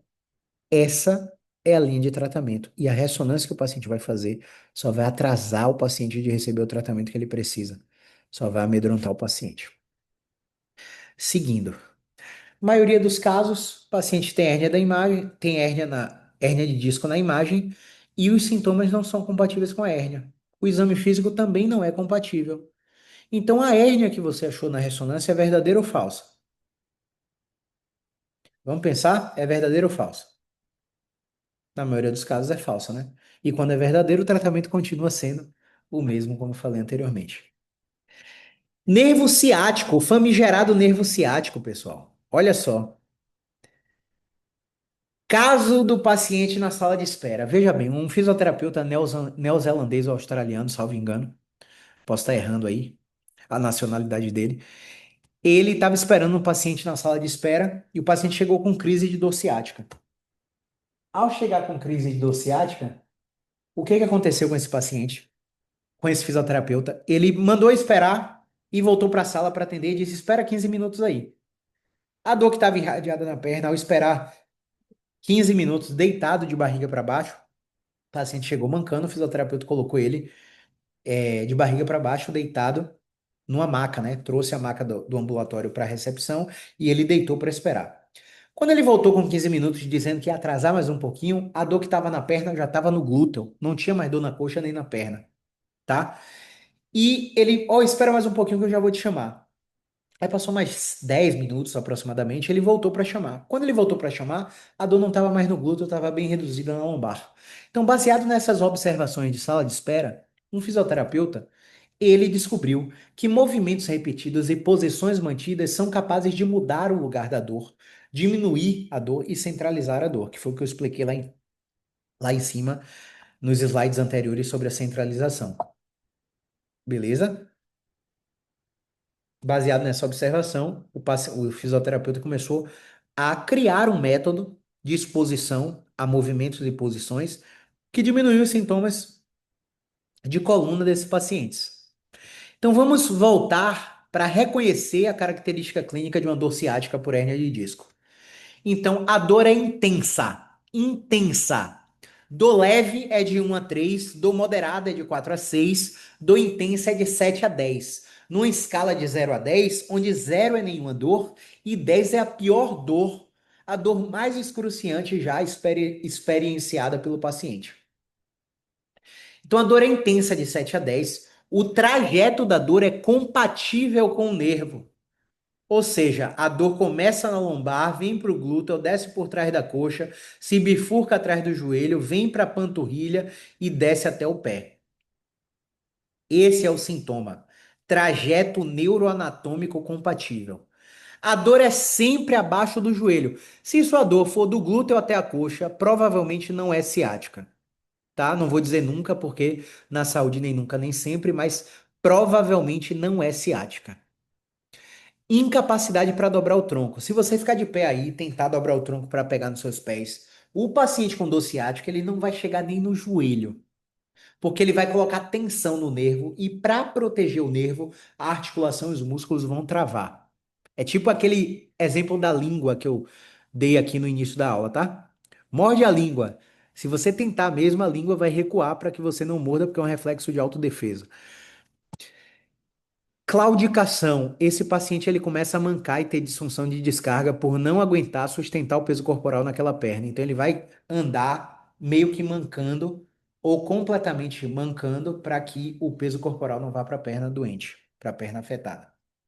Em alguns casos, esse paciente não tolera nem ficar de pé, porque ficar de pé aumenta a carga compressiva na raiz nervosa, a pressão no disco e isso pode irritar ainda mais a raiz.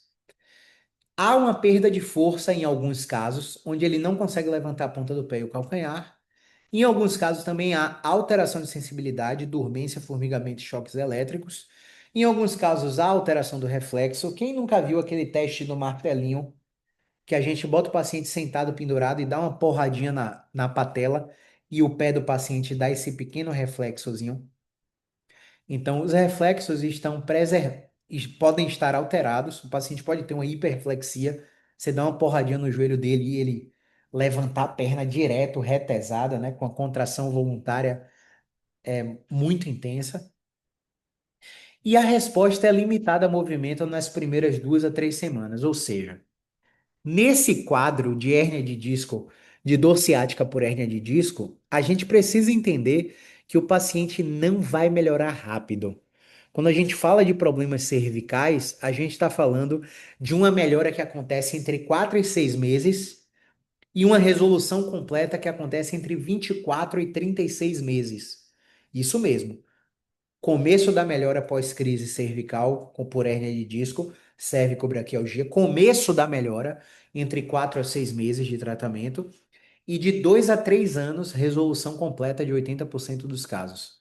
Quando a gente fala de hérnia de disco lombar, a gente tem começo da melhora nos primeiros 2 a 3 meses e resolução completa em 1 ano, em mais de 80% dos casos.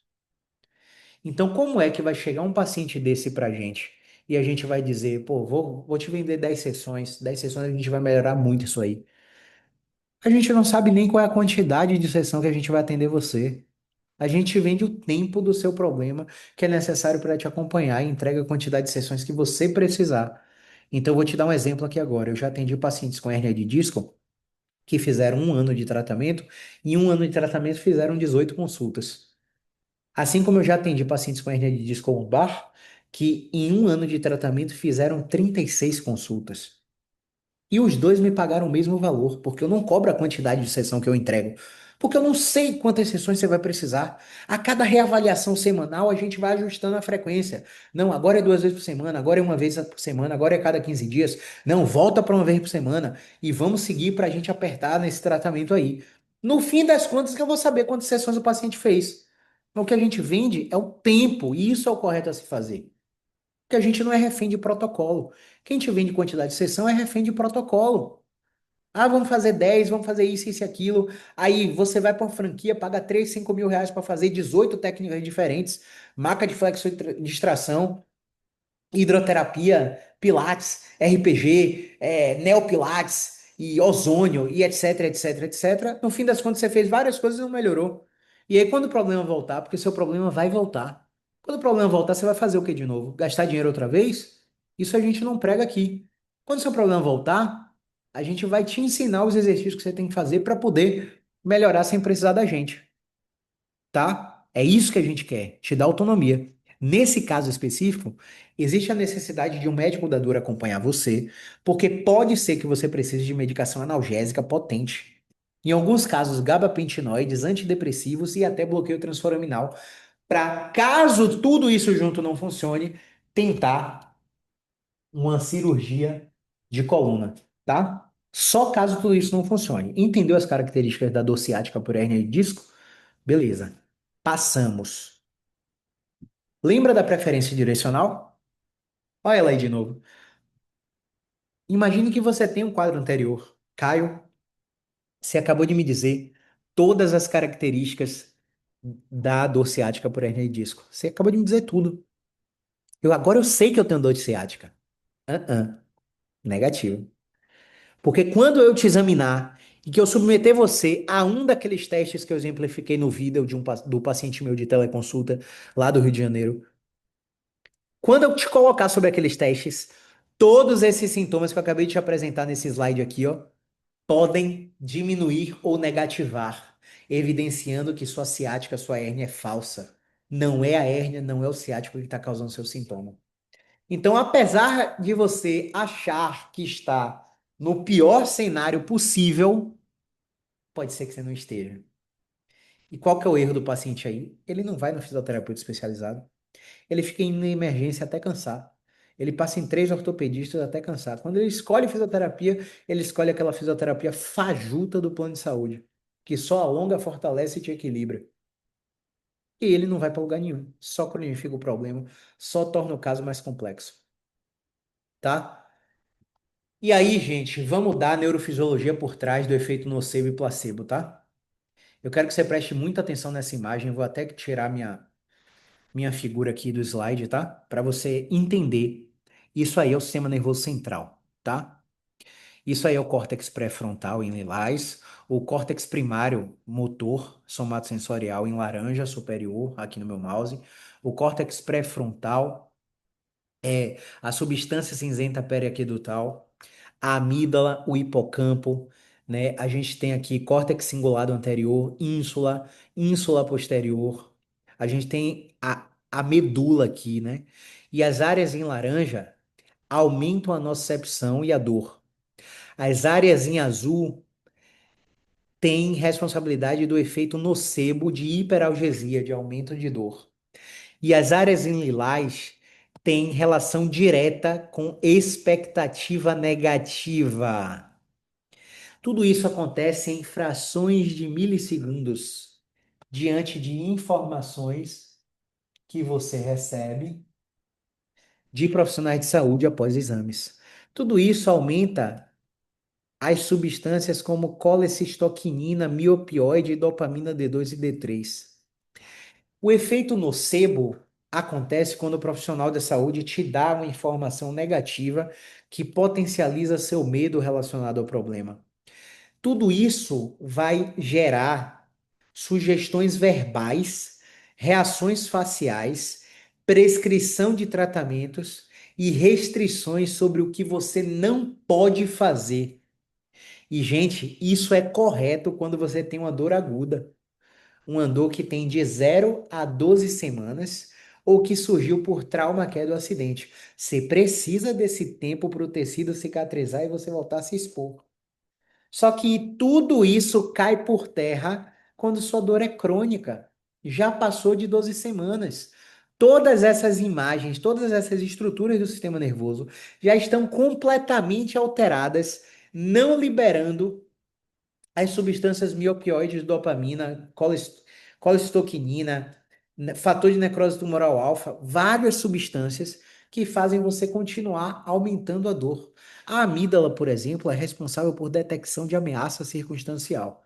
Sempre que eu falo de ameaça, o paciente acha que é um ladrão tentando roubar seu carro no trânsito, no semáforo, com a arma em sua cabeça, risco de vida, não. A ameaça circunstancial é o seguinte: eu atendi um paciente obeso mórbido, sedentário, dor lombar irradiada para a perna, que tem muito poder aquisitivo, foi para São Paulo, num grande centro hospitalar, se consultar com um grande neurocirurgião, pagou quase R$ 4.000 na consulta, e o cara olhou para a ressonância dele e falou que ele tinha 4 hérnias de disco, e que caso ele tivesse tropeçado, ele poderia estar tetraplégico. Pense que você foi em quem você acha que é o melhor profissional que você mais admira. Pense isso aí. Você acredita que há uma hierarquia do saber e que esse profissional é super competente para tratar você. E aí ele vomita uma informação como essa, como você se sente? Qual o seu comportamento após receber essa informação? Muita gente entra em choque, muita gente se desespera, muita gente muda completamente seu comportamento e rotina de vida, começa a impor restrições sobre si mesmo, coisas que nem o médico falou. E tudo isso, desuso, descondicionamento, incapacidade, mais dor, mais vigilância, mais efeito nocebo, mais evitação, mais medo, privação de sono. Como é que essa bagunça é organizada aí nesse cérebro? Então, o efeito nocebo potencializa a ínsula, potencializa o córtex pré-frontal e faz com que as expectativas negativas potencialize o bloqueio de liberação de analgésicos pelo sistema nervoso. Tô falando muito tecnicamente, pessoal? Tá dando para entender onde é que eu quero chegar aí? Acho que tá, né? Então, vamos fazer aqui, ainda desse mesmo artigo, vamos fazer uma reflexão aqui. Fatores externos versus internos. Sugestões negativas. Olha que louco. Vamos lá. Sugestões negativas. Experiências terapêuticas prévias. Observação social. Modelo massivo de dor psicogênica, ó, da cabeça do paciente, tá? Comunicação entre clínico e paciente, tá? Que mais? Vamos lá. Que mais? Consentimento informado do processo. Ah, treatments. Folhetos de tratamento. Contexto e encontros clínicos. Esses são os fatores externos. Modelo massivo psicogênico. Muitas pessoas que não validam sua dor e acham que ela vem da sua cabeça. Social, observação social. Você tem uma tia que fez cirurgia precoce e a cirurgia não funcionou e você viu quão pior ficou a qualidade de vida de sua tia. É um fator externo que gera nocebo, catastrofização e aumenta a sua dor. Experiências terapêuticas prévias. Então, se você fez tratamento com liberação miofascial, ozônio, se você fez tratamento com ventosa, acupuntura, osteopatia, quiropraxia, tratamentos passivos onde você deita e recebe a técnica, há uma grande chance de você ter melhorado paliativamente e sua dor ter voltado. E esse fato de você interpretar como se, pô, fiz o tratamento e não funcionou, é uma experiência prévia terapêutica que gera piora da dor. Por isso que eu prego tanto. Olha, escolher o tratamento errado pode custar muito caro para você e isso não é sobre dinheiro, tá? Contexto. Pô, você tá num divórcio? Você perdeu um familiar, tá de luto? Você tá com um filho nas drogas? Você tá com um sócio roubando sua empresa? Sua empresa tem 100 funcionários e você tá falindo? Seu casamento de 20 anos está acabando? Você é mulher e foi agredida pelo seu parceiro? Você é mulher e passou por um abuso sexual e está ocultando essa informação porque não tem coragem de falar para um terapeuta que você tenha uma aliança terapêutica forte? Todos esses contextos agem aqui, ó, pessoal. Volta a imagem aí, pessoal. Ó, todos esses contextos agem aqui, modulando a atividade elétrica da ínsula do córtex pré-frontal do hipocampo, bloqueando a PAG, substância cinzenta periaquedutal, de liberar analgésico. Tudo isso constitui barreira de recuperação e você continua achando que o problema é a hérnia, que não fizeram endoscopia cirúrgica. O buraco é muito mais embaixo, pessoal. Fatores internos, seu humor e suas emoções, seus pensamentos mal adaptativos, suas autodepreciações, né? Você acha que você é ineficaz para tudo, seus traços de personalidade, suas características somatosensoriais, né? Tudo isso são fatores internos que influenciam no nocebo ou no placebo. E Caio, o que é placebo? Placebo é uma coisa que não surte efeito, mas que colocado num contexto positivo vai ajudar o efeito do tratamento, tá? Impacto psicológico do efeito nocebo. Olha, Annual Reviews, Revista de Toxicologia e Farmacologia, volume 64, de 2 anos atrás, 2024. Luana Coloca. O efeito nocebo aumenta a sua ansiedade, aumenta seu estresse, aumenta sua depressão, aumenta seu medo e aumenta a sua impulsividade. Isso quer dizer o quê, pessoal? Que bloqueia seu córtex racional e você começa a ter reações cada vez mais emocionais. Isso interfere diretamente nas relações interpessoais. Ah, Caio, mas e aí, o que é que a gente faz para tratar? Isso aqui já é o tratamento, pessoal. Só de contextualizar isso na sua rotina de vida, eu pegar o papel aqui, ó. Eu geralmente pego o papel aqui, abro na mesa o papel e mostro, ó, modelo de saúde e doença. Mostro o cérebro desenhado com todas as barreiras de recuperação escritas. Falo sobre isso para o paciente e pergunto o que que faz sentido aqui para você. E o paciente identifica zonas emocionais que simplesmente interferem no sintoma. Só para você ter ideia, toda vez que eu brigo com a minha esposa, meu tornozelo dói e eu acho que eu tenho tendinopatia de Aquiles e que meu tendão de Aquiles vai romper. 9 semanas tratando o paciente sem o paciente melhorar. Quando finalmente o paciente aceitou a psicologia entendeu que ele tinha um conflito familiar de guarda, né, da filha. Ele estava brigando na justiça para ver com quem ficava com a filha. E toda vez que ele tinha contato com a ex-esposa, o tendão de Aquiles dele doía. E quando a psicologia entendeu isso, ele começou a evoluir absurdamente aqui no tratamento fisioterapêutico. Entende? Não é sobre abandonar a fisioterapia e fazer a psicologia. É sobre integrar o estado de saúde mental ao tratamento fisioterapêutico. Beleza? Então, quais são as crenças mais comuns? Me fala, quais são as crenças mais comuns? Você não tem a crença de que está inflamado? Vamos lá. A resposta inflamatória na regressão da hérnia de disco lombar.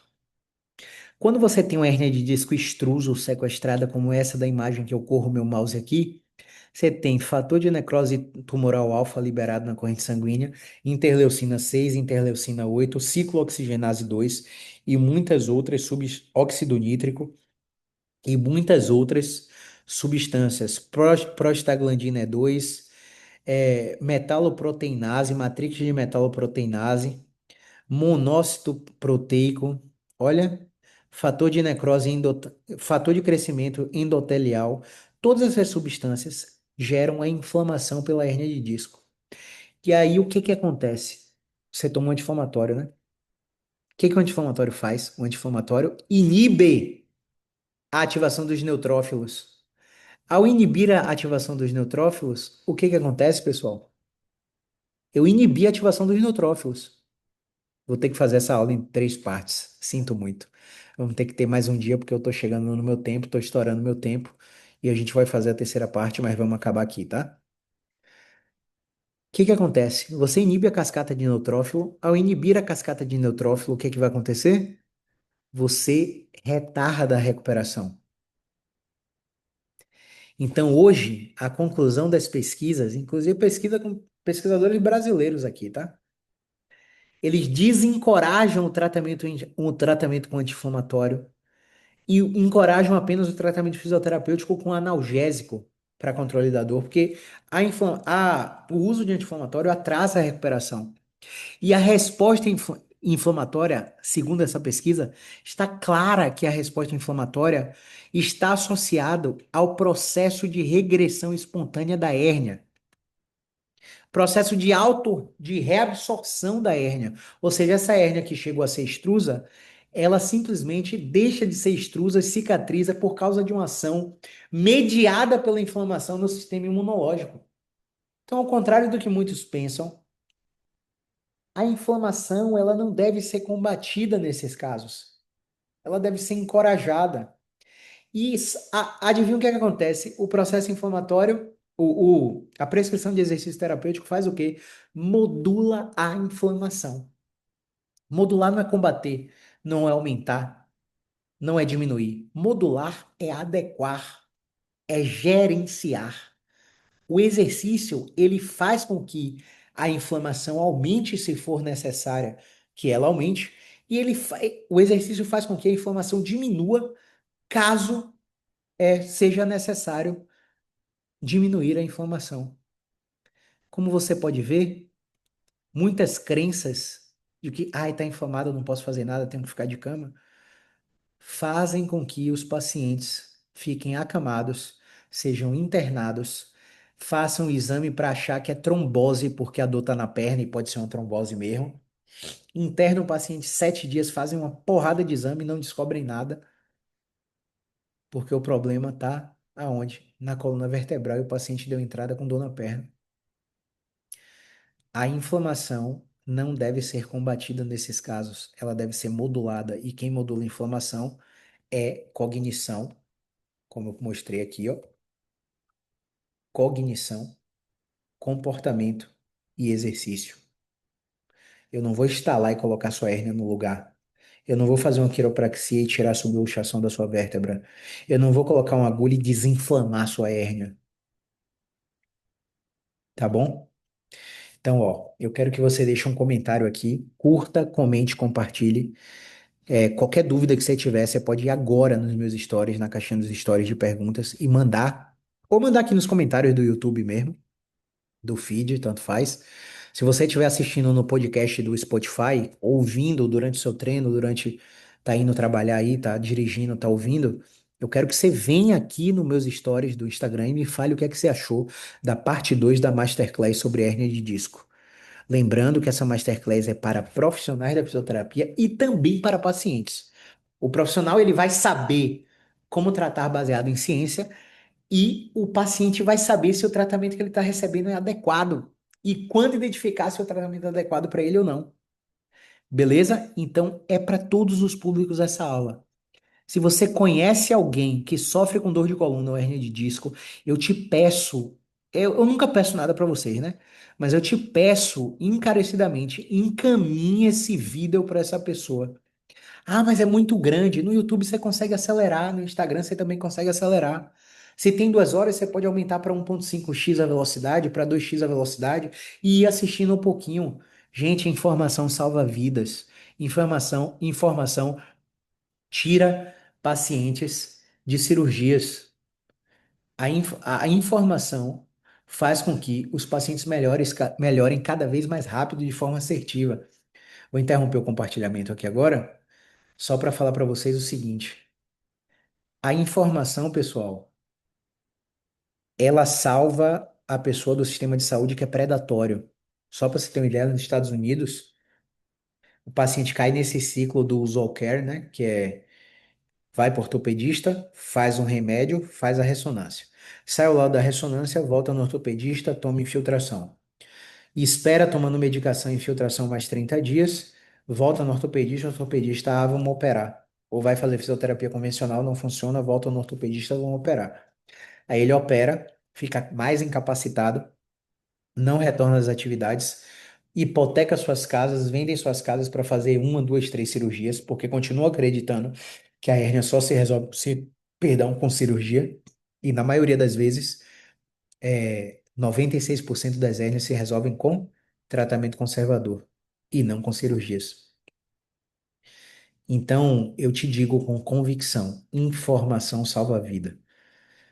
Então, a única coisa que eu te peço é que compartilhe esse vídeo, curta para o YouTube entender que ele é relevante e propagar essa informação para mais pessoas. Encaminhe para o máximo de pessoas que você sabe que tem hérnia e que sofrem com dor, porque é possível controlar a dor, seja ela por hérnia de disco verdadeira ou falsa, controlar a dor da coluna sem depender de profissionais de saúde. Você aprende o que tem que fazer durante um período de tratamento para que você não precise mais de tratamentos quando o seu problema voltar. Eu poderia aqui estar te dizendo várias coisas que, vamos curar seu problema, mas isso é crime no Brasil. Curandeirismo é crime no Brasil. Então, o que eu te digo é, eu vou te ensinar a controlar o seu problema. E no controle do seu problema, você não vai precisar mais de mim para isso. Você vai saber quanto tempo esperar, quando procurar profissionais, o que fazer quando o seu sintoma voltar, depois de controlar o seu sintoma. Tá bom? Eu quero que você nunca se esqueça do nosso lema. A nossa filosofia de vida é o quê? Movimento é vida. A partir do momento que você fica incapacitado de se movimentar, todas as esferas da sua vida são afetadas negativamente. Tá bom? Então, muito obrigado a quem acompanhou aí no ao vivo, muito obrigado a quem esteve aqui durante a apresentação, muito obrigado a você que está assistindo a reprise aí no YouTube, no Instagram, no Spotify, pela curtida, assina o canal, pelos compartilhamentos. É por causa de vocês que nós somos o que somos hoje, tá? Eu era um profissional que atendia na sala da casa de favor que eu morava, com uma maca que foi comprada no cartão de um ex-namorado de minha madrinha, e que cobrava R$ 60 numa consulta. Eu era um profissional que eu atendia com duas calça jeans rasgadas, andando sem carro domiciliar nessa Salvador toda. Saía 6 horas da manhã de casa e voltava 10 horas da noite. E por causa de vocês que se inscrevem aqui no canal, que curtem os nossos vídeos, que se inscrevem aqui que seguem aqui no Instagram, que me indicam sem sequer me conhecer pessoalmente que eu tô onde eu tô hoje. E eu tenho muita gratidão a todos vocês. É por isso que eu levo essa produção de conteúdo nas redes sociais tão a sério. Às vezes até mais a sério do que o trabalho mesmo de fato. Afinal, tudo isso é trabalho, né? Então, muito obrigado por você até aqui. E eu te espero na semana que vem, na aula. Quem sabe essa semana, quinta-feira, talvez, mas é mais provável que seja na segunda que vem, tá? Eu te espero para a finalização da aula 3 dessa Masterclass sobre hernia de disco na semana que vem, onde eu vou mostrar 30. Eu vou te mostrar 30 exercícios que nós aplicamos, como, quando e por quê nos pacientes que têm hérnia de disco, tá? Então, a próxima aula é a cereja do bolo. Não perde, acompanha aqui nas redes sociais para você não perder. 30 exercícios de pacientes reais, meus pacientes. Eu vou mostrar aqui, vou abrir aqui para você vídeos de mim prescrevendo exercícios para pacientes reais com hérnia de disco ou com casos complexos de dor crônica, para que você entenda o racional por trás da nossa metodologia, tá bom? É isso, pessoal. Não vou me alongar mais não, tá tarde, tenho que ir para casa, afinal tem outros papéis também, né? Então, perguntas, vai lá vai lá na caixinha dos stories que a gente para responder amanhã ao longo do dia de atendimento. Amanhã é dia de atendimento online, tá? Eu não tô aqui no consultório, eu vou atender de casa. Então, se você tiver dúvidas, pode mandar na caixinha dos stories que a gente para responder em vídeo, tá? Grande abraço, movimento é vida, até mais.